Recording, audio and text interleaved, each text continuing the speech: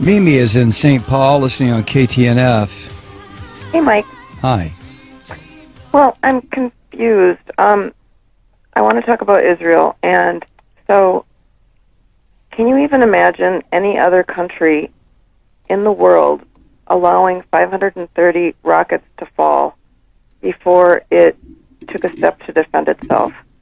And then hearing the last segment, you guys were talking about not wanting to help fund the Iron Dome. The Iron Dome isn't just to protect Israelis. It's also so that they don't have to fire back and cause casualties in these areas of the Gaza Strip where the population is so densely populated. I just don't know. Tell me what you think would be an acceptable... When are the Israelis supposed to defend themselves? How can they do that? Well, wait a second, Mimi. Let me just turn it around and ask you something. You are a family.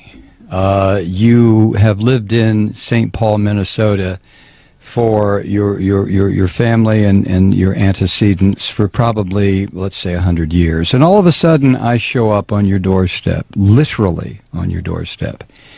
And I say to you, Mimi, get out of this house. This is my house. Let me tell you why it's my house. It's my house because my religion says it's my house. Now get out. Now, I happen to be standing on your doorstep with a gun pointed at your head and at Wait, your... who are you? No, hold on. No, I listen to you. You listen to me. I don't know which side you're talking for, but okay. All right, Mimi, I'm going to put you on hold so you can go ahead and interrupt if you want to. But I'm standing on your front porch, and I order you and your family out of your house. And I tell you that it's my house, not your house. And the reason it's my house and my block and my neighborhood is because my religious belief says it's mine. And you sit there and you say, well, no. What are you talking about? We've been here 100 years. I'm sorry. Get out, Mimi. So you leave. And the reason you leave is because you know if you don't, I'm going to blow up your house and probably blow up your family. So you leave. And you move down the street.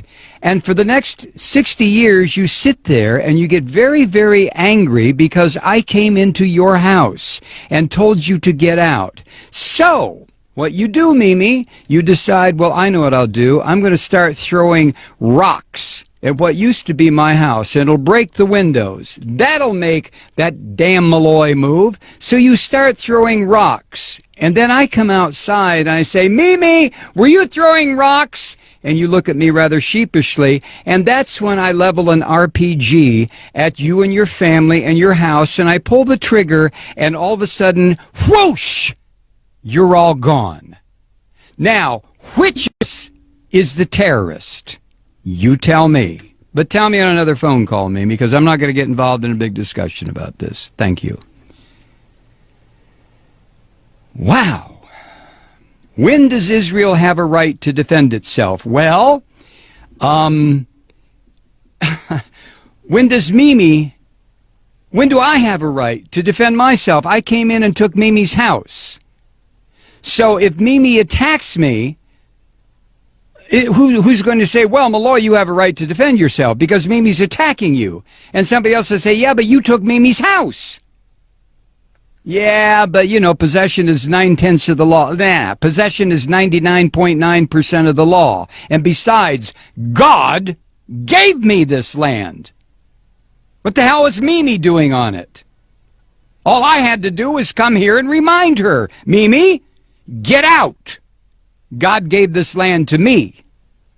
Now, if Mimi doesn't like that, she can go live in the little ghettoized area that I've set up for her near the Mississippi River in St. Paul, where there's bad electricity, bad water, the fish are no good to eat, and Mimi can stay there until hell freezes over. Or Mimi can throw rocks at my house. Used to be her house. In which case, I will level a couple of grenades at her. So the question, Mimi, is not, when do I have a right to defend myself? I stole your house. I stole your neighborhood. I stole your friend's house. I stole your friend's house. I stole the corner grocery store. I took it all. When do I have a right to defend myself? You have to be kidding. You have to be kidding. Let me recommend a book for you, Mimi. It was written by Rabbi Meir Kahana. The title is They Must Go. Read it and call me back.